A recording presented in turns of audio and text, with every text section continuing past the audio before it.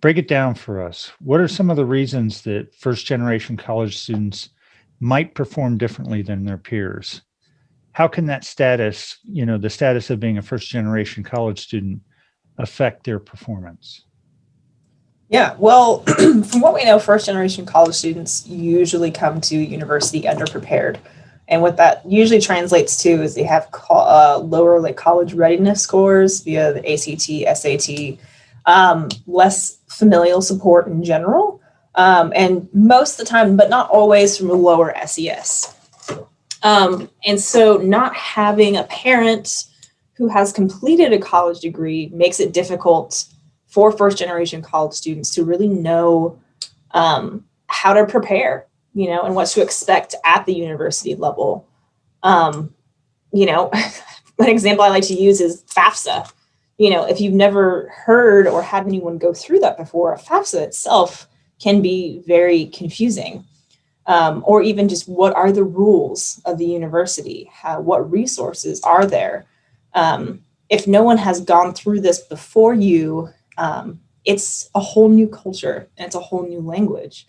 And so first generation college students are usually coming into it blind, making it much more difficult and impacting their performance. They usually have lower GPA than non-first generation college students and are more likely to drop out after their first year. So you mentioned, that they tend to have lower familial support for going to college. I have to ask because some people might find that counterintuitive. Some people might think that first generation to go to college, their family might be, raising them up and supporting them every which way, that they can. So can you explain that a little bit? Yeah, there's and of course there's going to be instances where that is the case, but many times if you don't have someone in your immediate family or parent who has gone to college, there's kind of a misunderstanding of what university is, and these students can be working for a family business, and so they have to, or they're bringing in other monetary support. And so they're leaving that role to go to college full time. And sometimes in some instances that can be perceived as selfish, or that they think that they're better than their culture, family, etc. And so it's mostly just a misunderstanding and confusion that can lead to a lack of family support. It's something that means a lot to me just because I've worked a lot with first generation college students, as I think we all have, but they're kind of an invisible population. Right. And so we don't always realize that we're working with first generation college students. But I remember one case in particular where the student had to withdraw from school because he got married young. Mm. And so as a sophomore, his mother-in-law and pastor staged an intervention. And it was because he was turning down day labor opportunities to go to class. Mm. They thought he was a bad provider for his family. Right. Right. And that struck me particularly hard because it was so alien from my own experience. And also because I thought, well, that's turning down long-term opportunities to provide for short-term opportunities. Right. Right. And that's hard. University is an investment long-term, but it's also a big financial burden as well. And so the idea of turning down current monetary income to go take on a whole lot of debt for 4 years of not making an income is, hard for some people to understand, for sure. Do you have anything else to say about the, how it impacts the classroom itself? Like being a first generation college student? Yeah. Yeah. Well, I mean, there's expectations when you come to university that many professors kind of assume that students will know and understand. Plagiarism is a big one. Academic integrity. It's kind of expected that our students will know this. And if you're a first generation college student, you may not. And so the expectations or understanding, there's just a culture difference there. And so it's hard to even know when you can or can't ask for help. And then also many college students or first generation college students feel like they don't belong. And so there's a disconnect from, the culture of the university to the community of the university, because they feel like they're in between these two worlds. They're a college student, but they don't really understand everything else that kind of goes along with that. Their family might not be super supportive of them or doesn't understand what they're going through. And so they're kind of in between. Yeah. Does the word or that term imposter syndrome, does that play a role? Oh, absolutely. Absolutely. I know some of us in academia feel like we yes, imposters. Constant. That never goes away. No matter who you are. Yeah. Mm-hmm. Mm-hmm. So my next question is, in the article, you mentioned that positive and negative emotions, along with task values, lead to different levels of engagement. Can you clarify what you mean by task values and talk a little more about the role emotions play in engagement? Mm-hmm. Yeah, absolutely.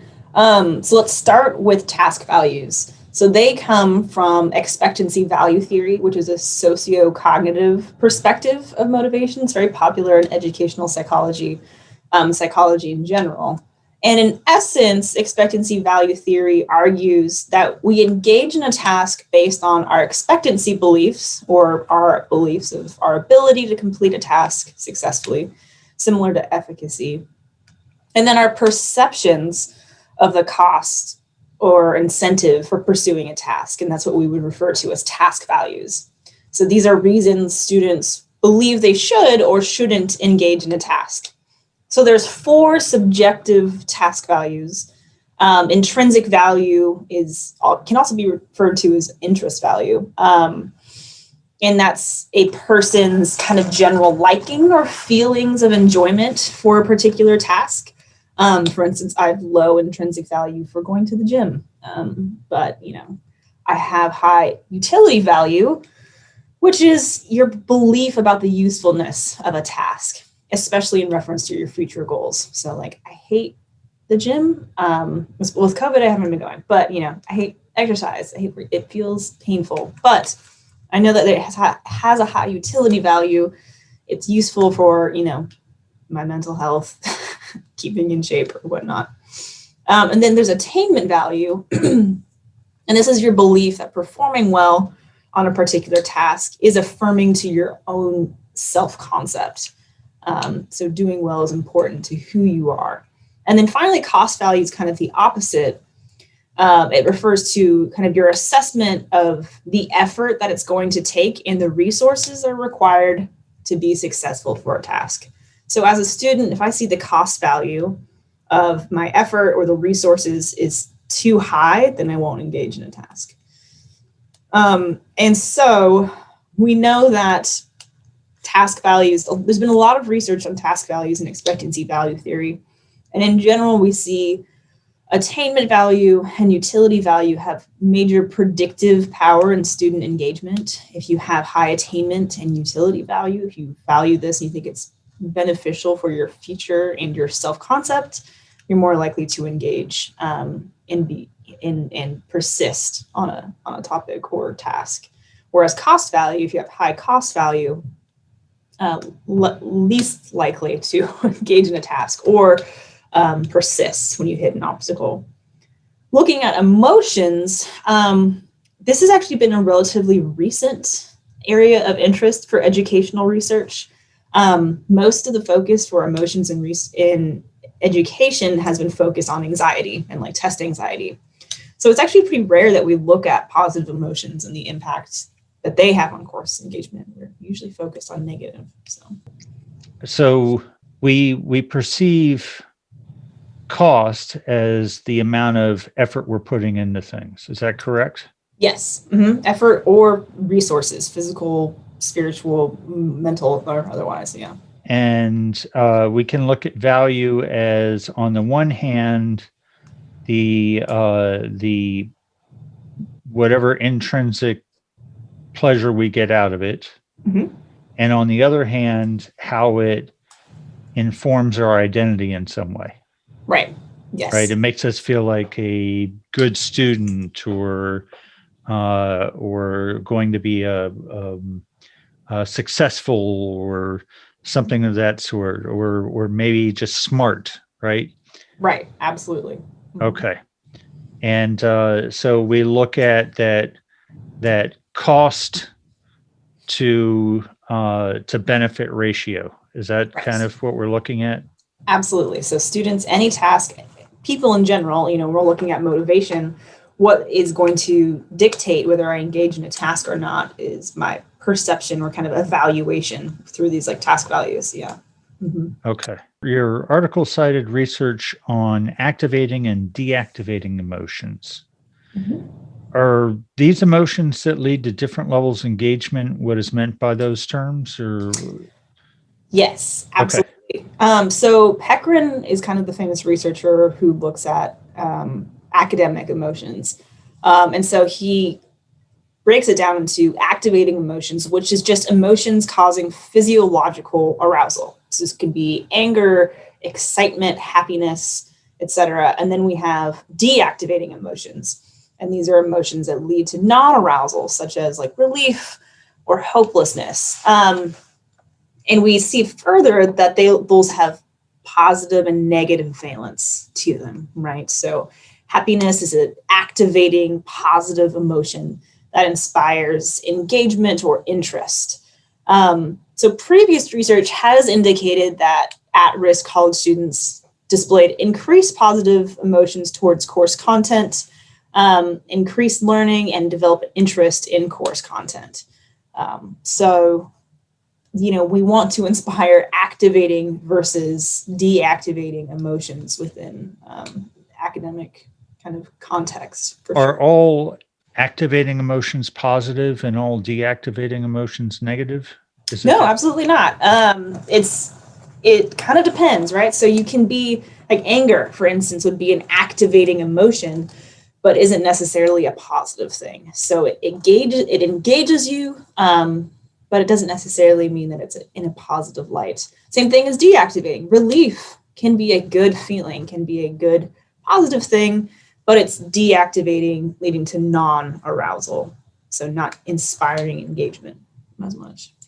So, like a false sense of confidence. Yes. Mhm. Okay. So, the article discusses a sense of guilt that first generation college students can feel, and how that sense of guilt can affect the way they value academic tasks. Can you expound upon that, maybe with an example? Yeah, absolutely. So we kind of touched on this a little bit, but first generation college students tend to come from backgrounds and family systems that may not understand university life or may not value it. So, because of this, first generation college students may experience guilt from their peers or family members as essentially betraying them. Either they quit their job and can no longer financially support the family, or they think that they're better than them because they're getting their degree. So there's this guilt as being, you're being selfish, right? You're putting yourself above your family or your needs of your family. So there's a lot of guilt that first generation college students feel, which absolutely impacts your engagement. If you're feeling guilty, you're feeling like you're betraying your family or peers by being there. I mean, we talk about like Maslow's hierarchy of needs. It's hard to focus when you feel like you're not supposed to be there. And then, on top of that, if you do poorly on an assignment and you're already like, well, I feel crappy for being here, and now I'm not even doing a good job, then it just kind of compounds. So when you were saying all that, for some reason, I thought about Goodwill Hunting. Have you ever seen that movie? Yeah. Hmm. So when Will, there's a stage when Will almost doesn't go to college, almost doesn't go to Harvard, and he's basically giving up all of his opportunities to just go drink with his buddies who are going nowhere. Ben Affleck, who plays one of his buddies, gets angry at him and says, "It's time for you to move on. It's time for you to leave us behind. We're holding you back. Don't be like us." It's dealing with all that guilt, and yeah, it's an interesting thought about leaving people behind and whether or not you're doing the right thing when you do that. Absolutely. Absolutely. So what role do the way students value tasks play in academic outcomes? Are there any studies on that? Yeah, there's a plethora of studies on the impact of task values on student academic success, most notably on utility value, which is the belief of like the usefulness of a task, and cost value. So researchers Hulman and Harakevich have done countless studies on utility value interventions, and that actually increase academic engagement and success. They've actually come out recently with another article demonstrating that utility value interventions actually can close the gap that we see from underrepresented students, minority students, first generation college students, who actually raise them up to their peers' level of success academically. So not every lesson or course will be inherently interesting. So when it comes to like intrinsic value or interest value, but if we can communicate the usefulness of a task to students, they're more likely to engage despite it being, boring. I teach stats, and of course, not every lesson I'm giving is going to be inherently interesting, personally relevant. But if you can communicate the value of a task or an assignment or a topic to students, they're much more likely to engage and find success in the course. Yeah, when I think about helping students connect course content to their lives, I mean, there's how does it connect to their past lives, right? Right. How have they seen it be useful, in other words? How does it connect to their present lives? But then there's how does it connect to their future lives, which it doesn't have to be after they graduate. It could be in the rest of the curriculum or even just later in the course. Yeah. So anything that puts it in context. There's a term that what the term means is a future that gives meaning to the present. So if you can imagine that future that gives meaning to the present, well, then what you're doing in the present now has meaning and value. So sometimes students can't imagine that future, and we can help them do it. And without that imagination, they can't put meaning in the present. So yeah, I like that idea. So the study centers on transformative experiences, and it describes transformative experiences as a transformation in the way students see and experience the world as a consequence of learning school content. So for those of us outside of psychology or related fields, could you briefly explain how would you even go about measuring those experiences? Because I mean, it seems like that's the gold standard for education, right? That's right. That's what we're all trying to create. In addition to explaining how you would measure those experiences, can you tell me, were you looking to see to what extent first generation students had transformative experiences? How do transformative experiences play a role in the study? Yeah. So transformative experience is a relatively new construct, really coming to fruition around 2011 with work by Kevin Pugh. And the idea of a transformative experience is, in essence, getting students to see their everyday life or experience through the lens of course content. And so I like to use classical conditioning as a good psychology example, right?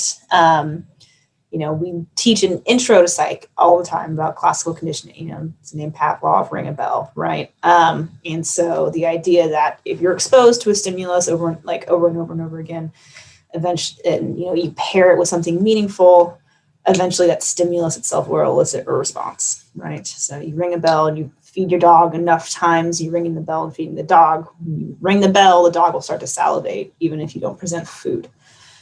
And so we teach that.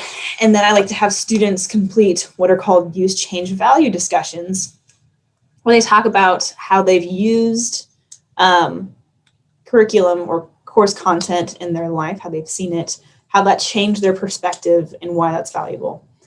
So that's one way that we can measure engagement in TE is through kind of discussion posts like that.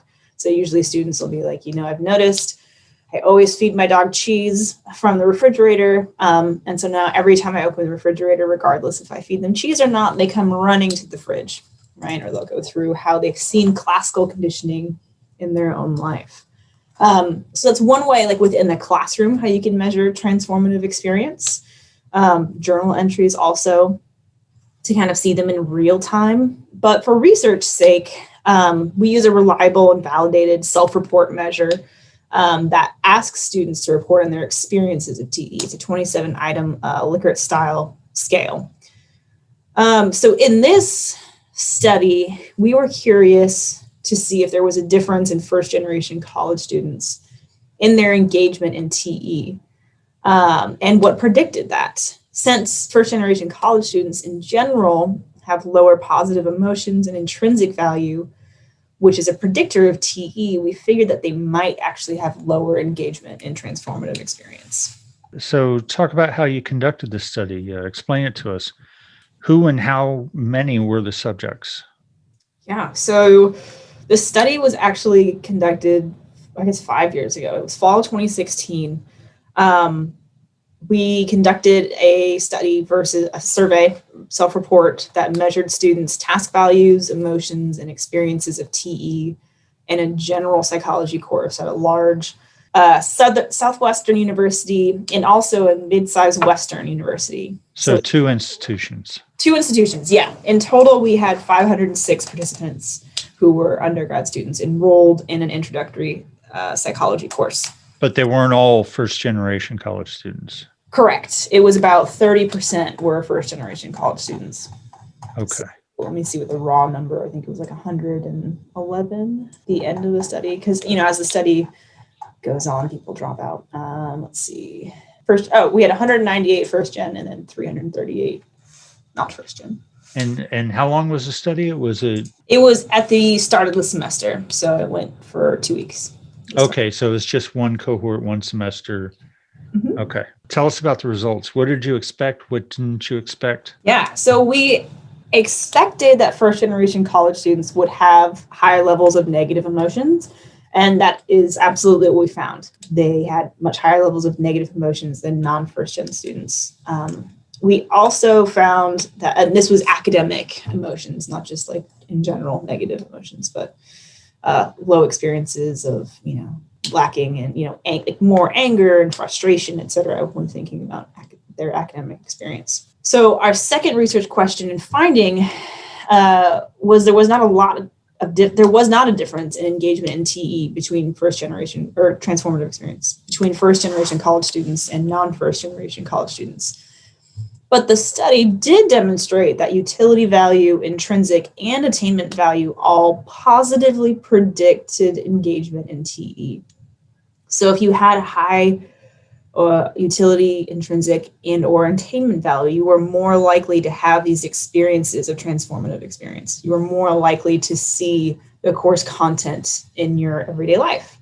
So to put it back into layman's terms, if you got some sort of intrinsic motivation for the work you were doing, the course content, right? Mm-hmm. Some sort of intrinsic pleasure or joy from doing it, or if you could attach it to your identity in some way, like it made you feel smart, or made you feel like a good student, or it made you feel like you're successful, then you were more likely to see your life in terms of the course content. That's exactly right. Mm-hmm. Okay. Yeah. So it seems the more positively you feel toward a topic, the more likely you are to see it in your everyday life.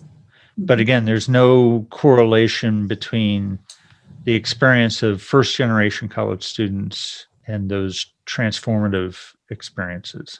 Right. Yeah, we didn't see any difference between both parties are likely to engage in TE at equivalent levels. Did you dive into the different types of negative emotions that the first-gen college students experienced? So in general, it seemed to be more fear and frustration and hopelessness when it came to the type of negative valenced emotions. That scale has you sum them together. It's like a summative scale. But when you parse them apart, we do see higher, the ones that really struck a chord were the hopeless, anger, frustration when thinking about their coursework. Boy, that's kind of pulls your heartstrings a little. Oh, yeah, absolutely. Absolutely. So bring this home to the Delta State classroom. And it could be either face-to-face or online, hybrid, whatever. What can we do with this knowledge? Well, first, we need to do better for our first generation college students. There are so many assumptions and that are made about the expectations of college students right off the bat. Well, they should know about plagiarism, or I'm not going to hold their hand through this process. They need to figure it out for themselves.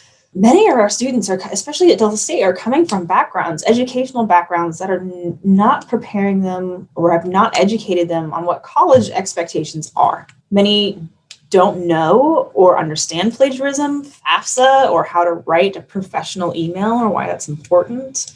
And so, many times when I catch my students plagiarizing, they didn't even know that that's what they were doing. So we can't make assumptions about our students, and we have to be very explicit in our directions and being compassionate. That's, I think, my big takeaway. Anytime I do any research on first-gen students, it's always, they already have so many obstacles, we shouldn't create more for them. And from these results, it's clear that value of course content is important for student success. And so I highly suggest providing some sort of form of transformative experience within the classroom to help connect material and content to students where they're at. Having some discussion, having them do Flipgrid and take videos of when they see course content in their everyday life. And then, constantly when we're giving assignments, give utility to it. Why? Students don't want to do busy work, right? Discussion boards, put a comment and then respond to 2 of your classmates. Why are they doing that? Tell them, give them the utility behind this. What is it going to help them do and understand in the future? Even if this isn't their major, these are things, the more personal connections and utility that we can instill in our students, the higher engagement and success we're going to see. Yeah, I've found that when students complete academic tasks and see them as tasks, they learn absolutely nothing from them. Even if it's a reading assignment, they'll successfully read 10 pages. They will tell you, yes, I read the 10 pages. They will remember absolutely nothing from it because their goal wasn't anything to do with what's in those 10 pages. Their goal was to finish the 10 pages. Right. That value is important. Absolutely. Absolutely. Students, if you give them the opportunity to talk about their lives and how they see the content connect in their own lives, they love that.